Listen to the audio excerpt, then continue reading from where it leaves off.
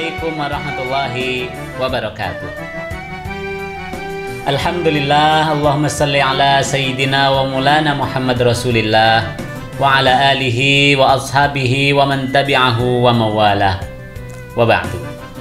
Pemirsa Smart Cendekia kita yang dirahmati Allah Ta'ala, tak terasa hari ini kita sudah masuk ke hari 26 bulan Ramadan 1441 Hijriah.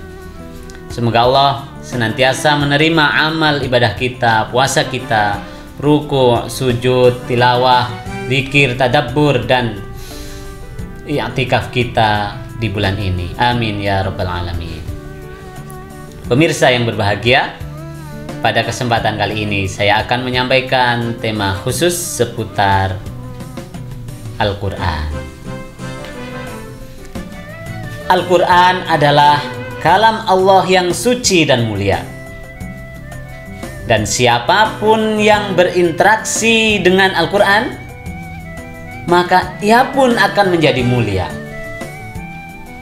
Maka tak heran dan sangat-sangat tidak berlebihan ketika Rasulullah harus mengapresiasi orang yang belajar dan mengajarkan Al-Quran dengan sebutan sebaik-baik kalian, sebaik-baik orang. Beliau bersabda, khairukum man ta'allamal Qur'an wa 'allamah. Kamu yang terbaik adalah kamu yang belajar Al-Quran dan mengajarkannya. Yang belajar Al-Quran dan mengajarkannya. Pemirsa yang budiman, hadis ini tentu sangat membahagiakan bagi kita dan tentu sebuah optimisme yang patut kita syukuri. Tetapi pada kesempatan kali ini saya akan mengoreksi atau meluruskan beberapa pemahaman yang kurang tepat, yang salah terhadap makna hadis ini. Sekilas yang sering kita dengar bahwa hadis ini hanya membatasi pada dua aktivitas, dua orang, yaitu bisa disebut orang terbaik kalau dia belajar Al-Quran dan mengajarkannya, yang mana mungkin panjenengan semua selama ini pahami, yang dimaksud belajar Al-Quran adalah belajar membacanya saja, belajar Iqra, belajar huruf hijaiyah, tajwid, dan qiraatnya saja. Sehingga begitu sudah selesai membaca, jadilah ia yang terbaik, khairukum. Selanjutnya yang kedua, seringkali dicukupkan ketika wa'allamahu, dan mengajarkannya.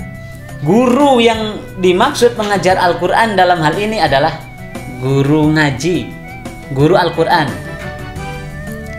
Maka memang sangat menyenangkan dan membahagiakan bagi guru Al-Quran karena disebut sebagai khairukum, yang terbaik di antara kalian. Namun pemirsa sekalian, tahukah Anda bahwa yang dimaksud khairukum man ta'allamal Qur'an wa 'allamahu, yang terbaik di antara kamu adalah yang belajar Al-Quran dan mengajarkannya, itu tidak dibatasi pada dua itu saja. Lalu apa maknanya? Patut kita dengar, kita simak kalam dari para ulama ketika menjelaskan tentang apa fungsi diturunkannya Al-Quran. Mereka mengatakan bahwa Al-Quran memiliki 3 fungsi ketika diturunkan. Yang pertama adalah at-ta'abbud bitilawatihi. Yang kedua adalah fahmu ma'anihi. Dan yang ketiga adalah wal amalu bihi. Yang pertama, at-ta'abbudu bitilawatihi, beribadah dengan membacanya. beribadah dengan membacanya. Inilah makna yang terkandung dari pemahaman kita terhadap hadis tadi selama ini. Yang mengajarkan, yang membaca, yang belajar, ini at-ta'abbud bitilawatih.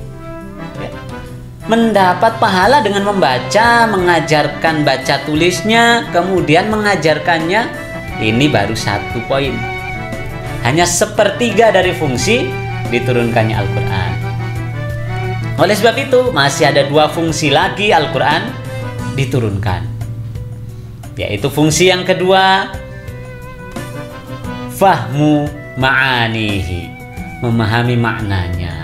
Ini yang jarang orang kejar dari pesan Nabi untuk bisa menjadi orang terbaik, yakni adalah memahami makna Al-Quran. Bagaimana kita bisa menjadi orang terbaik dengan memahami makna Quran? Kita mesti belajar tafsir Al-Quran, belajar bahasa Arab, kita harus bertadabbur, belajar ulumul Quran. Ini kalau kita melakukan, kita belajar dan mengajarkan ulum Quran ini yang berhubungan dengan fahmu ma'anihi ini, maka kita akan menjadi khairukum, yang terbaik di antara kalian. Yang ketiga, pemirsa sekalian, fungsi diturunkannya Al-Quran adalah wal amalu bihi, mengamalkannya, mengamalkan isi nasihat dan ajarannya. Maka 3 hal ini tidak bisa dipisahkan. Membacanya, mengajarkannya, menghafalkannya. Yang kedua, memahami maknanya, mentadabburinya, mempelajari ilmu-ilmunya. Dan yang ketiga adalah mengamalkannya. Maka tidak bisa hanya 1 saja yang kita pegang selama ini dianggap sebuah kecukupan. Sama sekali belum. Bahkan para ulama mengatakan bahwa ahlul Quran itu bukan dia yang hafal Quran saja, tetapi dia yang memahami dan mengamalkan Al-Quran. Meskipun dia belum hafal Quran, dia adalah ahlul Quran. Pemirsa yang budiman, kultum ini, materi ini, nasihat ini sama sekali tidak ada tujuan untuk melemahkan para penghafal Quran. Juga sama sekali tidak ada tujuan untuk menyindir mereka yang tidak memiliki semangat untuk mempelajari ilmu atau tidak bisa berbahasa Arab. Tetapi ini adalah kemurnian hati, nasihat yang tulus agar para penghafal Al-Quran, orang yang belajar Al-Quran, orang yang membaca Al-Quran tidak berhenti pada titik itu saja. Sehingga Al-Quran dia diposisikan pada tempat yang semestinya, diturunkan untuk menjadi panduan, ilmu dan amal dalam kehidupan kita sehari-hari. Semoga Allah memudahkan kita untuk taat, rajin membaca Al-Quran, memudahkan kita, membimbing kita untuk mempelajari ulumul Quran, ilmu-ilmunya dan tafsir-tafsirnya, serta membimbing kita untuk senantiasa menjadi orang yang mampu mengamalkan isi-isinya. Amin ya rabbal alamin. Selamat berbuka puasa. Sampai berjumpa pada pertemuan berikutnya. Wassalamualaikum warahmatullahi wabarakatuh.